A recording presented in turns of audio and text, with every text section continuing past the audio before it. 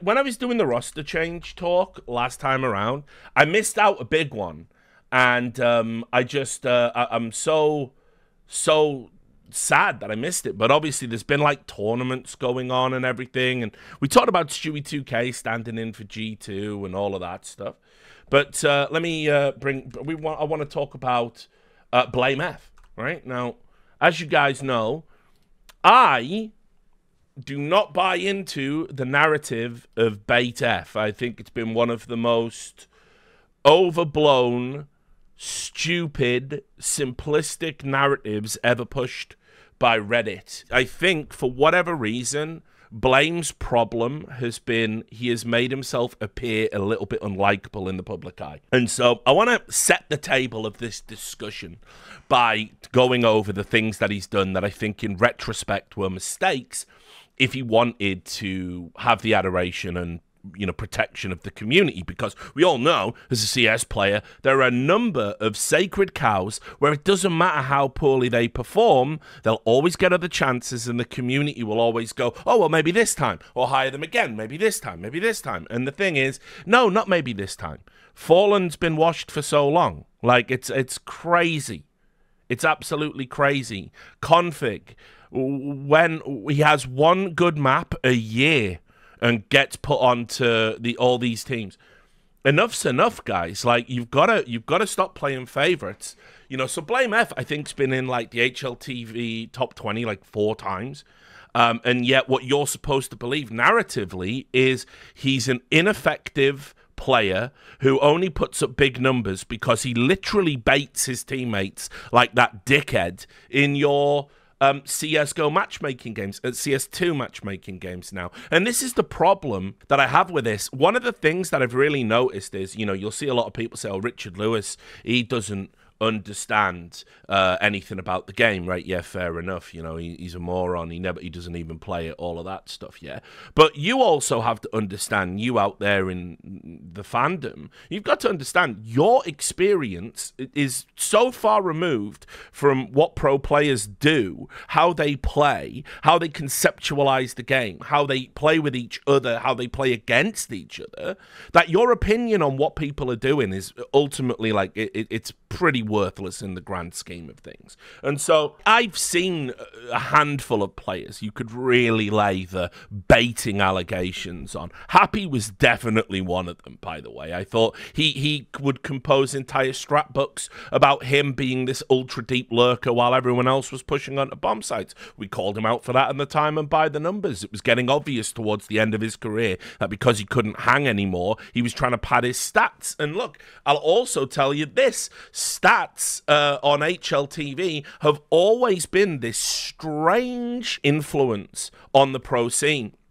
I've talked about it with Taz before, and obviously he's someone who I respect, and I know he wouldn't ever tell me any lies, but he says, at various points in his career, he has played with players that were deliberately approaching a style, right, of play because they wanted to keep their stats up in the eyes of the community, because they knew as long as they did that, the community would go, oh, well, people are saying this player's bad. I'll just look at the numbers. No, the numbers are good, so we don't have a problem here. And like, there are literally players who are like thinking about their stats in the match, and it's what's psyching them out. And let me explain why, because you might go, oh, well, if you can't handle being insulted by the community, then you shouldn't be a pro player. But think about it from a contractual standpoint. Let's say I get dropped by a team. Let's say I'm benched, replaced. It's not working internally, whatever it might be, right? And then I have to try and get another team. Well, I hate to break it to you, and I've said this many times, Reddit opinion and HLTV stats have way, way too much influence over the hiring process for professional players in Counter-Strike. And I know you don't want to believe it. And I remember when I said, oh, Reddit's memed Hooksy and JKS into G2, everybody went, Richard, this is G2. You're talking about a super professional organization. You think they're hiring people based on what Reddit said? No, but what it does is, if that name gets kicked around, trust me, they're doing a Google, and they're looking at the stats page. And yes, if the stats are, okay, that doesn't look so bad. Yeah, why not? You might roll the dice on it. All of that is to say that when you're a player, particularly if things aren't going well, you might play selfishly. Now, I don't think BlameF has ever done that. I think he's definitely had some rounds where optically it looks terrible, but I've also seen tournaments where he's been in the top 5 entry fraggers, and no one ever brings that up. He's the top 5 first kills in a round. How's that possible for someone that passively lurks and doesn't contribute aggressively? I know Maui Snake's done fantastic content around this. I think me and Maui are pretty much aligned that BlameF is a maligned player, that unfairly because of... because people project their experience from matchmaking onto BlameF. Right. But, as I said, the reality is, unfortunately, BlameF didn't do enough to insulate himself from the community ire. And what do I mean by that? Well, so first of all, he wasn't very accessible when he was at Complexity. And I think it was always intimated there was something weird going on over there, you know, and that not all the players got along with him. You know, like, for me, it's different to be doing, like, content for your org and then making yourself available to the general public, turning up on streams and sitting down on a couch and talking to people. Blame never wanted that to come with being an IGL. He just wanted to do the demo work, do the playbook, play the scrims, go to the gym, go to bed. All the extra stuff he wasn't interested in. So we already know he was media averse. Then when he went to Astralis, which, by the way, that's always going to be a mistake, right? Like, it's just a career mistake that you're going to make if you're a Danish pro player. You know, he was never going to get the support there. And remember, he had around him these other big names. Like, put it this way, Config fucked them out of millions of dollars with his behavior in Malta. And yet when Astralis did the watch party for the Copenhagen major, Config was invited back. Huh. Isn't that weird? Right? That you would hold him in that kind of regard, but not Blame. That's strange. And so, you know, I'm going to say Blame's kind of refusal to do skits and that kind of stuff in Pro League could have again ingratiated himself to the community. I mean, to Nico's credit, Nico's caught a lot of heat right now for not having arrived in CS2, which I think he's actually turning the corner. He's had some good tournaments of late, even if G2 haven't. You know, he's doing skits. He's doing skits about himself. He did that great Lord of the Rings skit, probably the best esports skit since the Beyond the Summit Steel, you know, warning that kid not to match fix one. And so he showed he could make light of himself, and it makes a difference. The community thinks twice about criticizing you if they believe you have a sense of humor about yourself, right? So next, I will say the other thing that we thought he'd fucked up, but you remember when there was that they went out of that tournament and he didn't come and do that losers interview, and Stare went and did it, and everybody lost their shit on social media, myself included. And then it turned out that you know, again, I'm telling you this, they asked for Blame or Device, and Astralis said you're getting Stare. And then they put out propaganda into the public saying, oh, Stead said, get down, Mr. President. I'll go do the interview. As if that would ever happen, as if that even makes sense. And so we all lit Blame up for that. But he was set up to fail on that one. And then at the same event, you've got Device saying, I'm not having fun right now. Boo-hoo-hoo. And Yabian's down, I'ma just say this, playing dog shit. They were all playing shit on purpose to get BlameF out. They knew that was his last event. That was, by the way, that's why they wouldn't put Blame on the mic. Device down and Yabby were like, look, we're all in it together, yeah? So listen, I'm going to take over as IGL. That had already been discussed before that event. And if for that to happen, we've got to justify getting Blame out. So Blame was always gone. So Blame got fucking snaked in that org. He got snaked out of that team. So Yabby and Stown didn't just do it to Cadian, by the way. They've done it twice. They are not teammates you want to fuck with. And so anyway, BlameF then goes out into that wide world. Now this is right, imagine this. You've been a top 20 rifler 4 times on HLTV, right?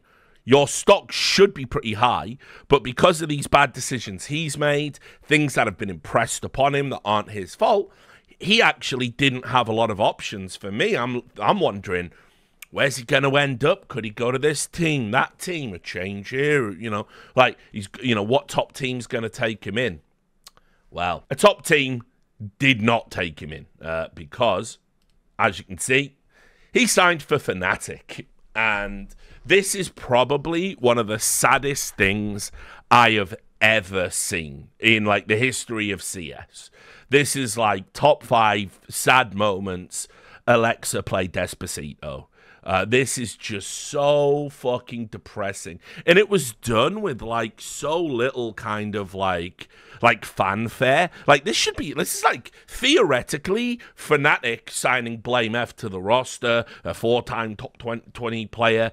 You know, that should be like, oh, Fnatic are back. But their roster is so fucking dog shit, which we'll get to, that no, we're not back. It's just BlameF is essentially signed up for hell. He's like literally, and look again, I don't want to say the things I'm saying, but you know, when you're privy to information behind the scenes, you do hear things. Apparently the offers were not flooding in for Blame, and I am astounded.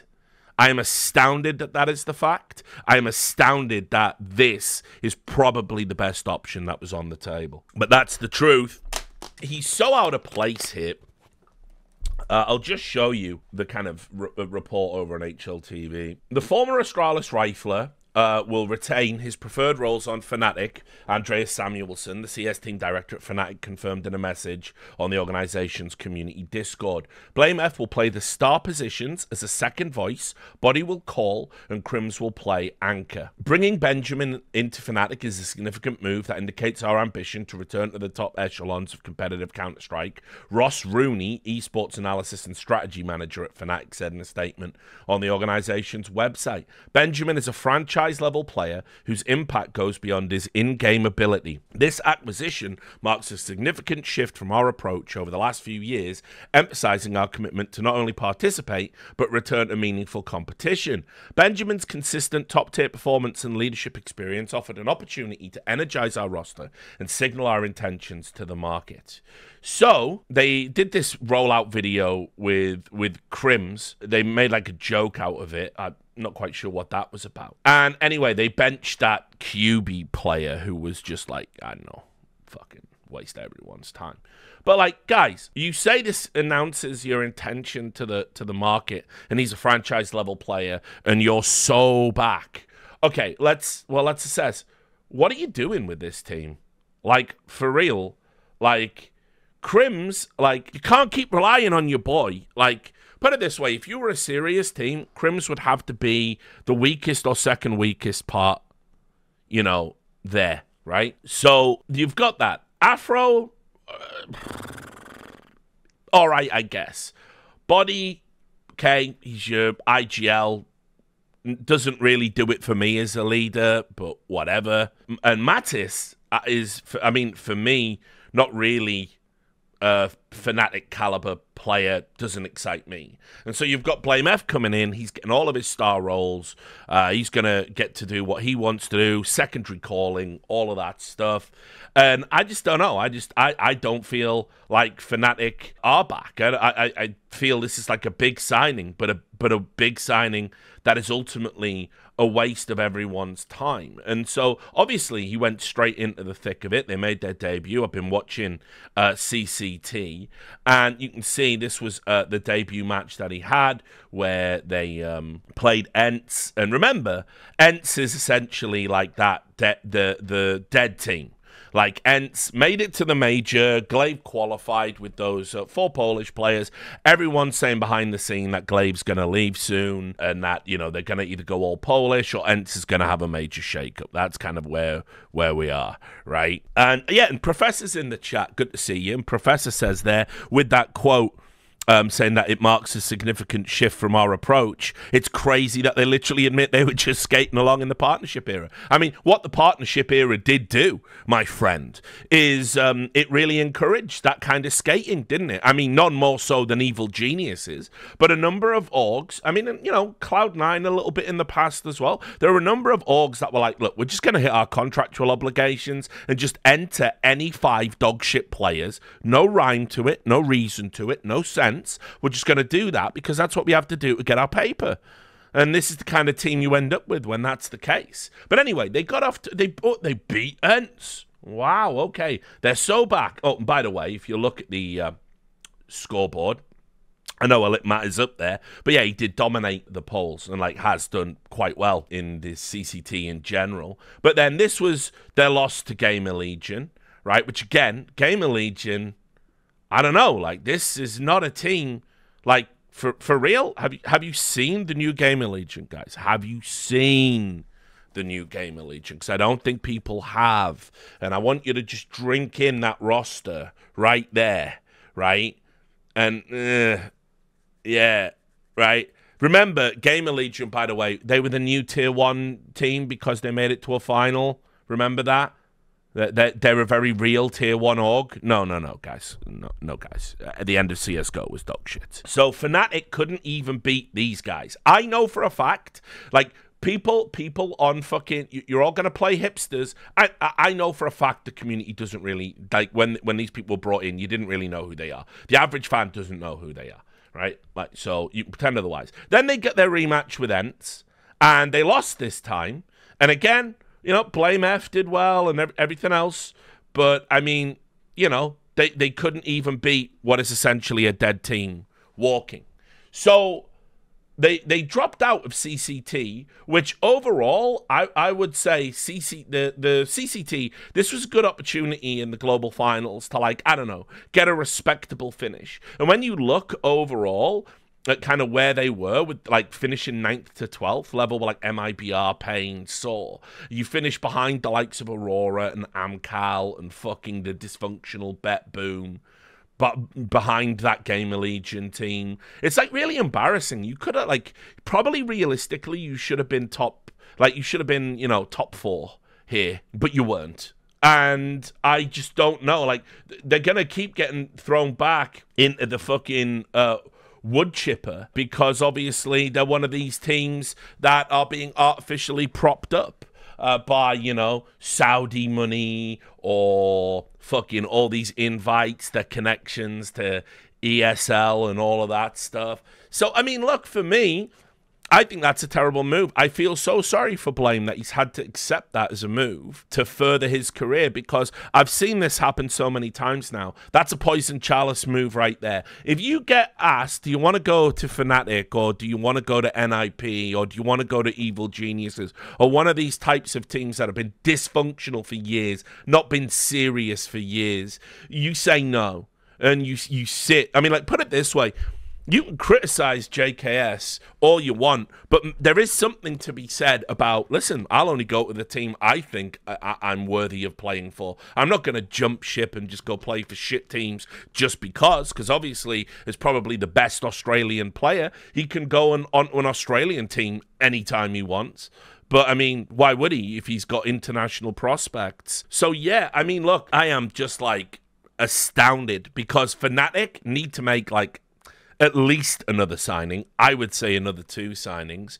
I mean, you know, there's a possibility that they could, like, if Glaive does go, you bring Glaive in at IGL. There's maybe, like, a potential there. You know, by the way, JKS wouldn't be a terrible pickup for that team, whether or not he would want to play on that roster, because obviously Crims is the anchor spot. So, you know, I mean, It's tough. There are, like, players out there that Fnatic can't even really realistically get, and they're on for a serious fucking rebuild. Like, BlameF has to be the start of something if they're serious, but I don't think they are. And for Blame, I think he's going to basically be getting pretty much what he was getting with Astralis, which is he's going to turn up to an event with a team that is going to play shit. They're going to go out pretty low down the pecking order, and he's going to play really well, and everyone's going to say, BlameF's baiting. Look at his numbers. Wow, if he was such a good impact player, Fnatic would be winning things, and all this other unfair standard that they're going to hold him to. And yeah, now look, I'll also say there is, like, some weird fucked up universe where Cadian ends up at Fnatic. It's not as far-fetched as you think. After the last stream I did, I was talking to a few peeps about, you know, is this Cadian thing legit? Because Mirror's reported it. Mirror's never wrong. And it's on HLTV, and, you know, they have a pretty high threshold for publishing those kind of things. And so I asked around, and I was like, They can't. I mean, apparently, like, yeah, people are even saying Twists might take over at IGL. It's like, Team Liquid, are you ever gonna fucking learn? By the way, Twists, if that's true, please don't. You're so good at the game. Don't fuck yourself. Like, you look at your Kindar and fucking say no. But like behind the scenes, that's what people have been saying. And it's like, if that's real and Cadian's out no matter how IEM Dallas goes, then yeah, I mean, Fnatic would be crazy not to pick him up. Again, I know that you've got a better AWPer in Afro, but I mean, Cadian can come in and maybe Afro goes out and then that gives you a license to bring in another rifler and then maybe you're cooking. I don't know. But whatever happens, I think, like, you're probably looking at an IGL upgrade, and you definitely need a secondary rifler that's going to add some serious firepower. Is Afro good? I don't rate Afro, but statistically, he performs better than Cadian right now. Like, if you go look at as I have, at the numbers, Cadian is the second lowest AWPer at big LAN events. It's like he's on 0.9 something. It's not very, it's not been good. So if you are replacing him, I would say, like, I know, listen, I don't think Afro is good by any stretch of the imagination, but I got to be fair. I can't just say Cadian's a better AWPer right now, because that's not true. There's no data point you can point to kind of make that argument. So I don't know, but BlameF's in for a real fucking hard time if they don't make some other changes. And as I said, I mean, look, I just don't think Fnatic are a serious org anymore. I think they're an embarrassment, frankly. I have seen them doing all this fucking kissing the Saudi ring publicly, and I don't want to spoil Operation Pride before a fall when we get to it, but they literally DM'd me and fucking were like, you're destroying the esports industry, the owner of Fnatic, to me. You know, I'm like, you know, because he didn't like it that I wrote off to the sponsors. And by the way, I never said we were off record. I said, listen, if you want, you can give me a statement. And that was the statement he gave me. I mean, it's so embarrassing. And he's like, yeah, anyway, I'm just telling you this behind the scenes. I'm like, bro, you fucking, I asked you for a statement, and then you answer with this. There's no takesy-backsies. I'm a journalist. So I just don't think they're a serious org. I also think they've fallen into that trap of becoming, like, really executive heavy. They've got executives for everything. Like, who the fuck's that Ross Rooney? Like, who the fuck's that guy? You know what I mean? Like, what? Like, never heard of him, right? And, like, you know, there's all these different people sticking their fingers in the gumbo, making fucking statements to news organizations about their players in the future. Like, bro, like, esports management should be light. Esports management should be light. I'll also say they've stuck with Cater, the coach, for so fucking long. Like, when does he get chopped? Like, how much failure is going to be allowed to accumulate with him? So it's wild. Like, I mean, they just seem to be this, like, kind of like, if you look at the executive body and the coaching staff and the support staff, just like failures everywhere, failures and strangers, and you go, like, we should probably trim that and put some money into getting some real talent on the roster. Because, as I said, when I think about Fnatic, I think about 1.6 Fnatic. I think about Counter-Strike Source Fnatic. I think about 2015 CSGO Fnatic.